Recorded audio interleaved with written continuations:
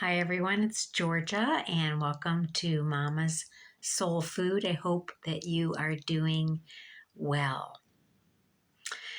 Well, it's been a while since I've had the bandwidth to make a video, even though I'm always thinking about making videos. Not because I have a need to be on YouTube, but I am increasingly feeling the need to really share more and more my experiences from a teacher's perspective or a lecturer's perspective. In that vein, I'm just taking myself more seriously about sharing the experiences I've had on my life journey and putting it out there in ways that I hope inspires people. So, as you know, when I make these particular videos, Mama's Soul Food, I tend to talk about, as the name implies, I want to inspire the soul. And of course, the soul. That's a whole video conversation, but we'll keep it simple today. I'm here to inspire you to stay in your lane. Stay in the lane of the soul. Because this planet is generally, insane. And it's also an illusion, sort of like the Matrix.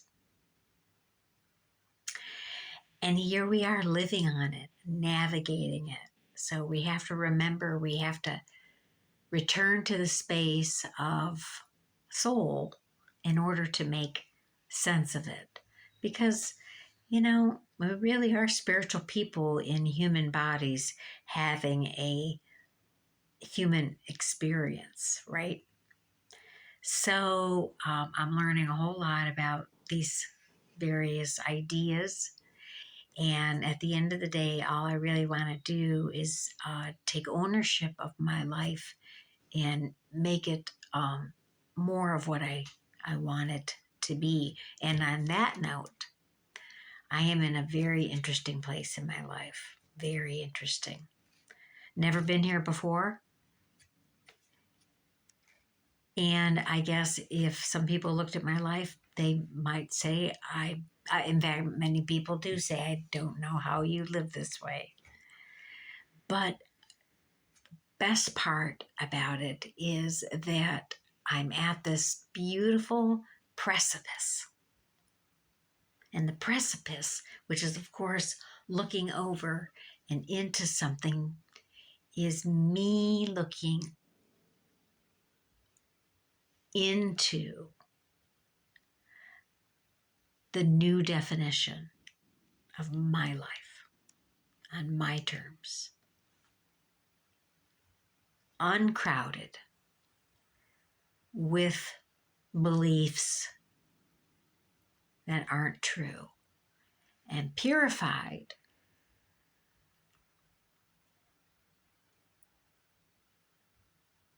with new beliefs that really are rooted in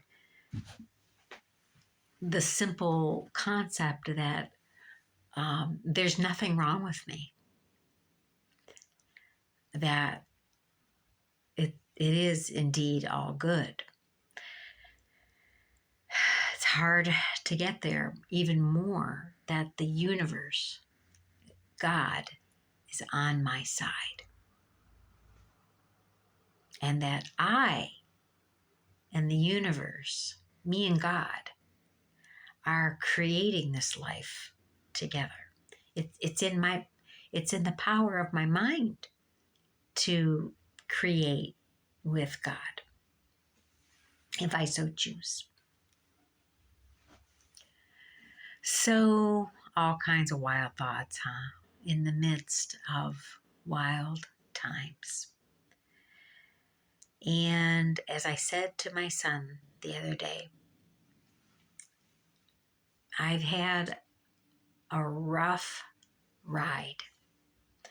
And if I'm honest, I've had a rough ride for a long time, meaning my life journey was filled with, the last 20 some years have been tough, and even prior to that.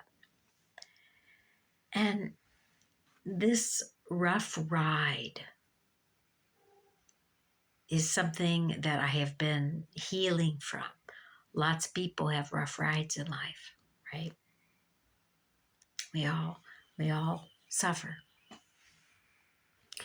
And healing in that space, healing that rough ride, and emerging with a lens of what my life until now has given me, has really been this whole process of healing. And even though it's been a little bit up and down and wild and terrible and agonizing and painful, I always knew what I was going after. And it was always the real me. Like, maybe that was the whole aim of this whole thing, like this pursuit of being my most real self. And not everybody wakes up and wants to take on that task, because to become your most real, authentic self, it usually requires change and healing and the letting go of many, many beliefs and assumptions. But this real self, I can feel it. It's everything that I've been working so hard to be. And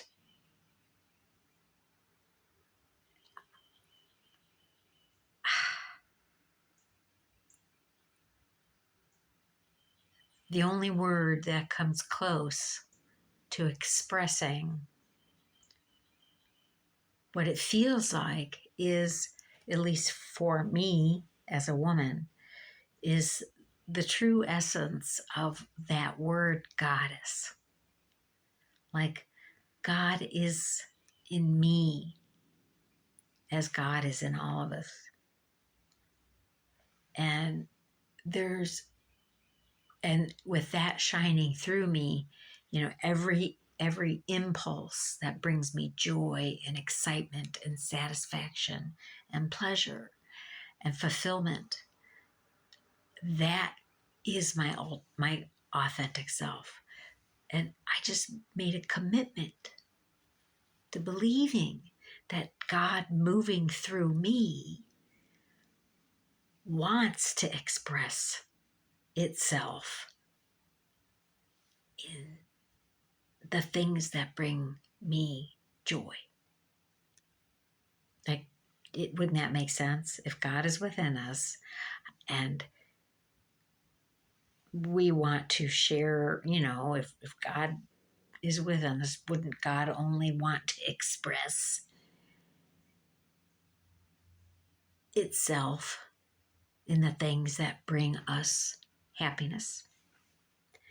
It's only our resistance to that idea, taught to us mostly by religion, a lot by patriarchy.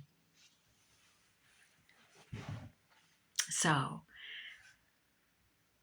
and the crazy thing is along the way, basically I should be dead.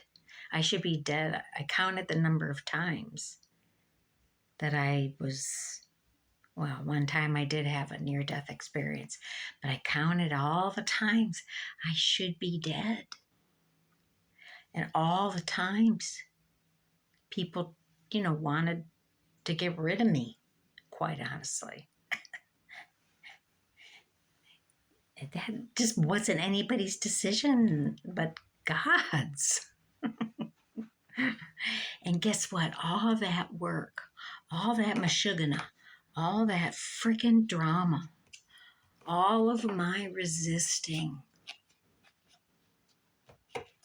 my own truths, all that ridiculous struggles for power, all of my resistance to even surrendering and trusting that the universe indeed is on my side. All of that stuff, all of that took so much time when in truth,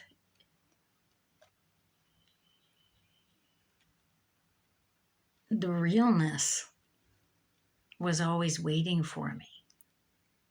You know, it's just right there inside of me, but it always felt like there was a way from me. So anyways, I'm not sure, I wasn't even planning on talking about anything in particular, but it has been, what a ride. Like I said, you know, I said to my son the other day, I'm this close. No, I think I'm there. And he goes, where, Mama? I go, I'm at the mustard seed. When Jesus says, if you people would just stop fighting so hard and have a tiny grain of faith, faith that I am on your side, and believe that God, the universe, really ultimately will only orchestrate good for you in the end. If you just have a little bit of faith as he calms the storm around the boaters. And that's where I'm at. I got a little tiny mustard seed, because I can feel the difference. I can feel the faith.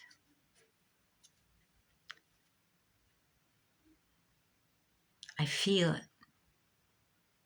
Not just the faith in what I think I want for my life. Okay? Not just the faith that I'm going to get my dreams. I hope my dreams do come true. But I'm wise enough to know that the kind of faith I'm supposed to hold is the faith that if I just keep following my excitement, my passion, that whatever becomes of it, whether it flexes a little from my original dream or jettisons me into a whole new world, whatever it is, I'm going to be right on track. I'm going to be right where I'm supposed to be.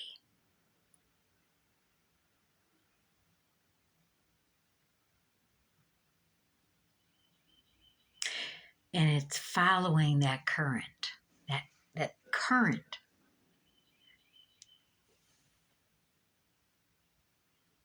And trusting it, which I believe, takes you to your most interesting life and most fulfilling. So I guess, with all that being said, I'm still here. And I'm so excited at the possibilities. And I'm doing everything I know I can figure out how to do to take ownership of my life and make it what I want.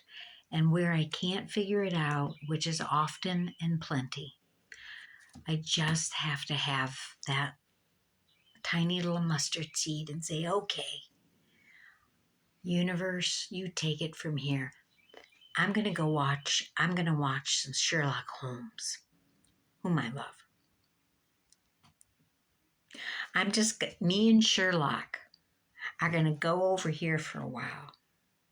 And I'm going to let you make all of the cooperative components come together. I'm just going to keep staying in my lane of excitement and non-resistance.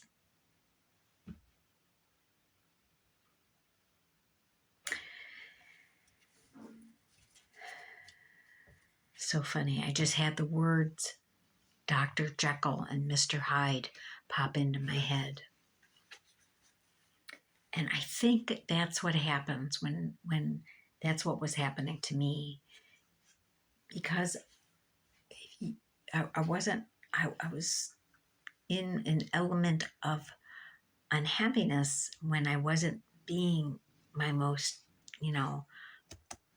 authentic self, truest self, most honest self, true to myself self. And that creates that split, the Dr. Jekyll and Mr. Hyde, the imbalance. So, basically I drove myself crazy by driving my truest expression of who I am away. And well, that had to stop. Again. Because why would I want to be anything but my most honest self and follow that momentum, that energy, that vortex, that new reality? I've been thinking about so many things and reading about so many things. Just having a good old time. I always have a good old time on my personal growth journey. I don't know why. Because I like growing and I'm not afraid of changing. So, again, I'm going to use my Esther and Jerry Hicks wellbeing cards. Let's see. I don't know. One more. And these again are always about how to shift your perspective. I've also been listening to a very interesting speaker or channeler called Bashar. And Bashar comes from the same kind of soul group that these folks are from. Not that I even know what that is, but they're kind of from that same energy frequency zone, galactically, spiritually, however you want to think about this stuff. Anyways, Bashar is in the same space of really taking ownership of your mind in order to take ownership of your life and deconstructing beliefs that have been in your way. So I have to share one of the things that I learned in one of his videos, but not in this video, in another one. So anyways, I'm going to go with this top card. Well-being is my natural state of being.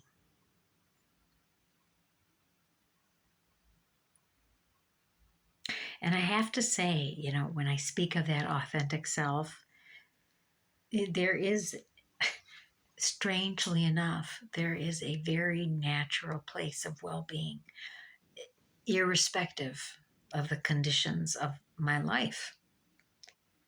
Like in that natural space, my natural self, there's just, well-being.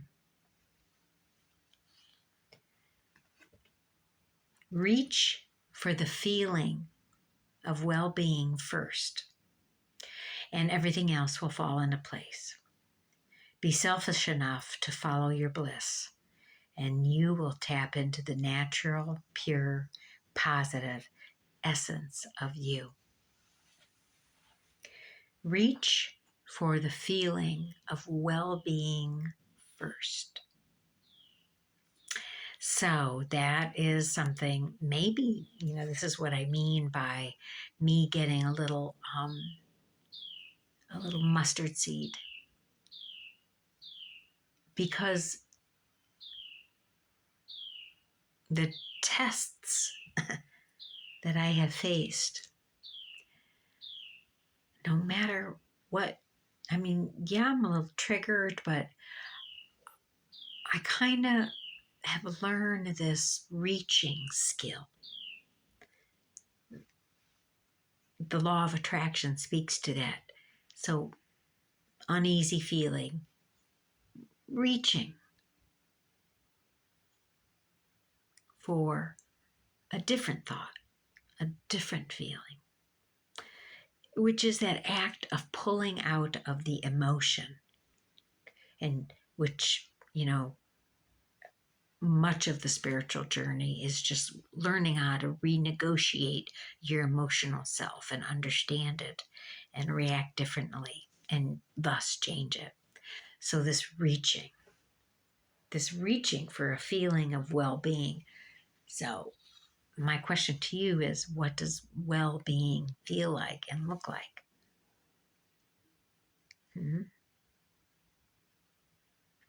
Well, for me, well-being always involves being outside and nature. And well-being means that no matter to what degree, good or bad, I'm always pushing myself physically to be healthier. I don't always do that every day, but I'm trying. Well-being is caring enough about myself to put myself first and to only want to be with people who, who want me to be first in their lives, or at least a significant part of their journey to be a priority, with the people that I'm supposed to be in priority with. Well-being to me is being at peace with being alone and single, and knowing that I have really most everything that I need, and just kind of trusting that I'm fulfilled.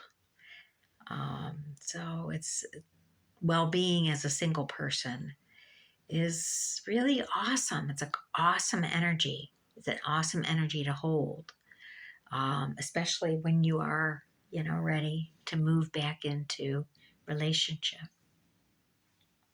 Boy, my list of well-being could go on, but I will give you the best example. Okay, so recently I had a chance to be with my kids, and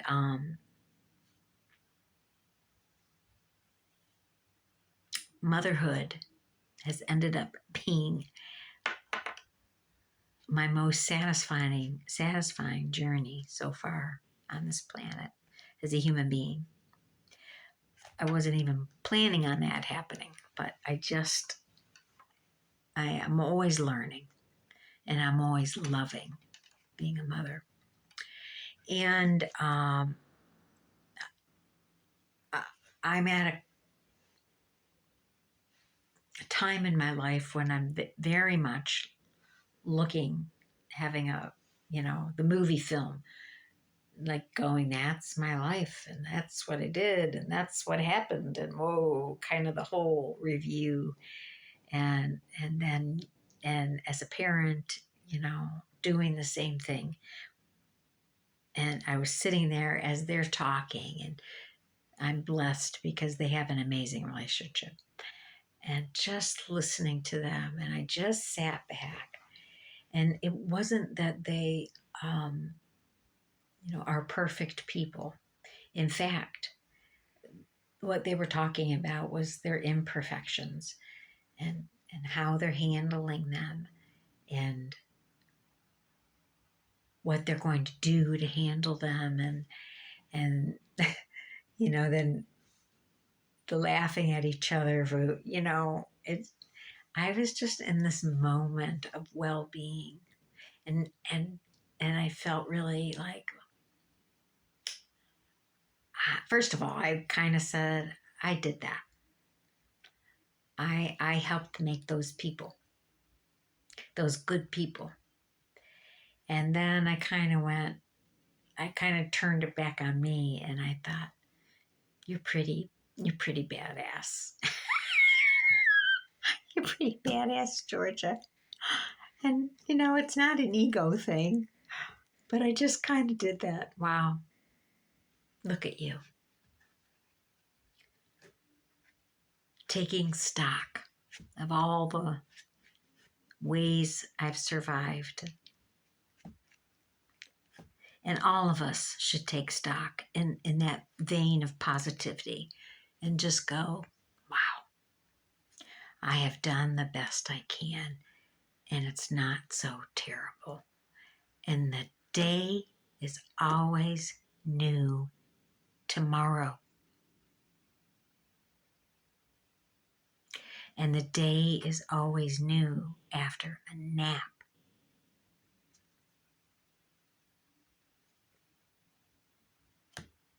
So that was my moment of well-being, general satisfaction. And it felt big enough to say to myself, well, if I die now, I'm a happy woman. And boy, that's freedom. Happy in the now of the gifts right in front of us. So reaching for well-being is definitely an exercise worth doing in the midst of what might seem to be chaos. But that reaching, seeing things differently, always changes reality, always then changes how you're feeling. I didn't know I had so much I needed to say.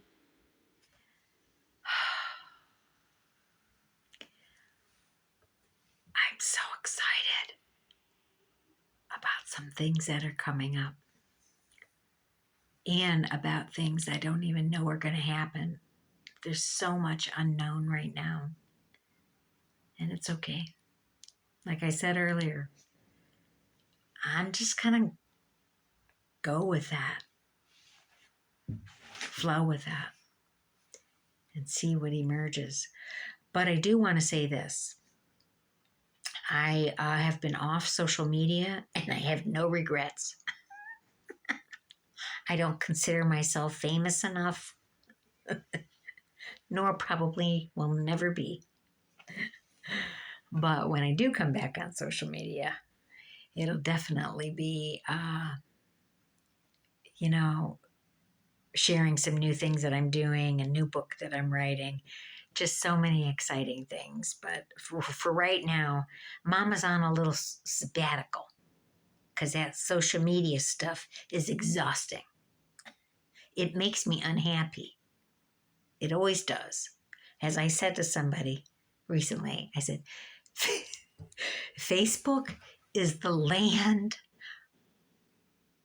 of 1 million people and yet so completely empty.